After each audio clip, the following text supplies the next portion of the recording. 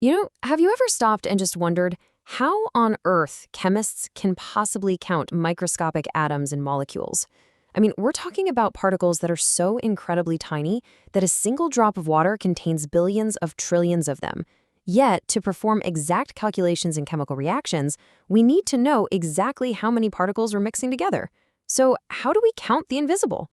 Well, welcome to this explainer. I'm your host, Dr. Kem, and today we're going to demystify all of this and dive straight into the secret language of the laboratory, solution stoichiometry. By the end of this cinematic masterclass, we'll be using molarity and balanced equations to calculate exact reactant and product quantities together. Okay, let's dive into this. Here's our syllabus for today's masterclass.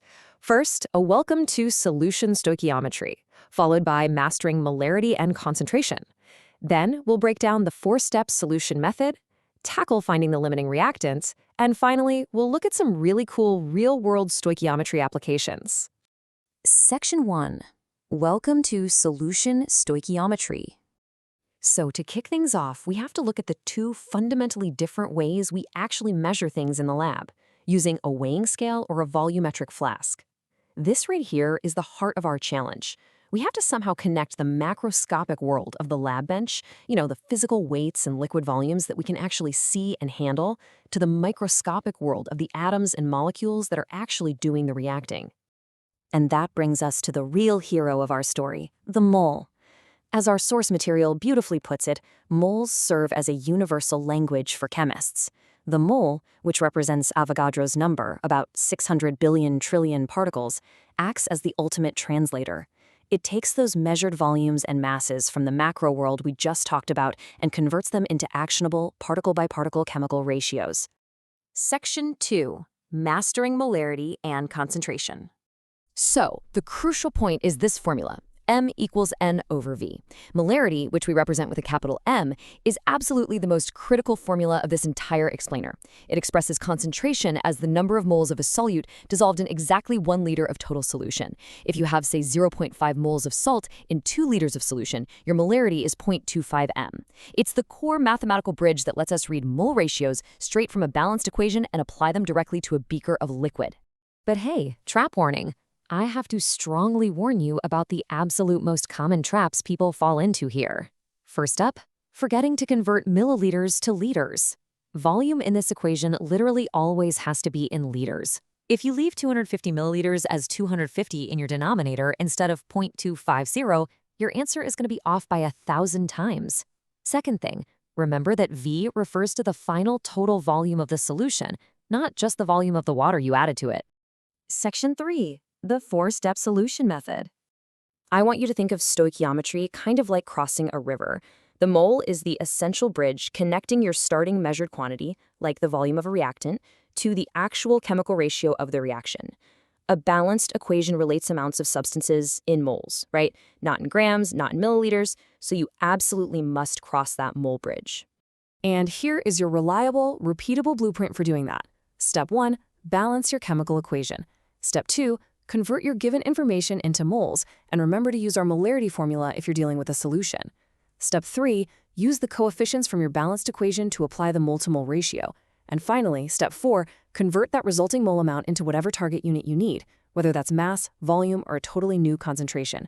So just remember, balance, convert, ratio, target. And this brilliantly illustrates what those steps actually look like when you write them out. Notice how we're setting up conversion factors sequentially here. By using dimensional analysis, you can visually see the units canceling out one by one. Grams of hydrogen cancel out to leave moles of hydrogen, which then cancel out to leave moles of oxygen, which finally convert to grams of oxygen.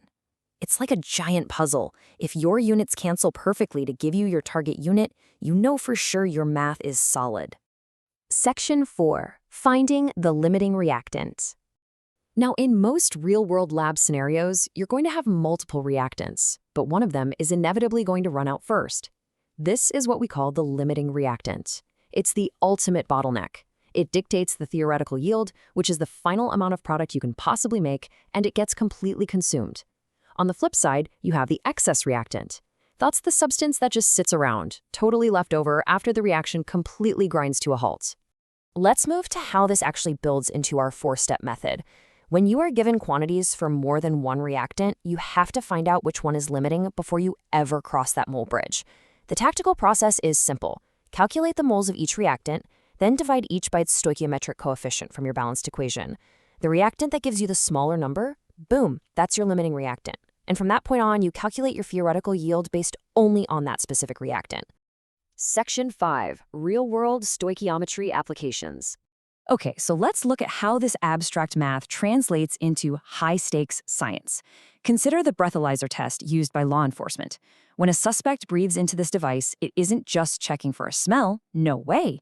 It's actually performing a precise solution stoichiometry calculation on the fly. The ethanol in the person's breath reacts with a solution of potassium dichromate. Walk through this chemical timeline with me for a second. As the breath bubbles through the solution, ethanol acts as the limiting reactant. It gets oxidized by the dichromate ions. The chromium atoms actually reduce from a +6 state down to a +3 state. And because the starting dichromate ion is yellow-orange and the resulting ion is green, the solution literally changes color right before your eyes. The exact intensity of that green color is dictated entirely by our limiting reactant, the ethanol. By using stoichiometry, the device measures that color intensity to calculate the exact blood alcohol concentration. This math can literally be the difference between a warning and a legal conviction. Now, what's really interesting about this slide is how stoichiometry is used to pull physical wealth straight out of the ground. In industrial mining, they extract gold by treating ores with an aqueous cyanide solution, which actually turns solid gold into a dissolved ion. Then, to get it back, they run a reduction reaction using metallic zinc. By using the exact molarity and volume formulas we just mastered today, mining chemists can calculate the precise mass of solid, physical gold they can expect to recover from hundreds of liters of toxic cyanide solution. It is literal alchemy, all governed by the rules of stoichiometry. We've covered a whole lot of ground today, from the basic definition of molarity all the way to calculating limiting reactants in gold mines. So I want to leave you with this thought. Look at the liquids around you right now, the coffee in your cup, the cleaning supplies under your sink. What is their molarity? Which ones are highly concentrated and which are super dilute? And if they were to mix, which one would be the limiting reactant dictating the outcome?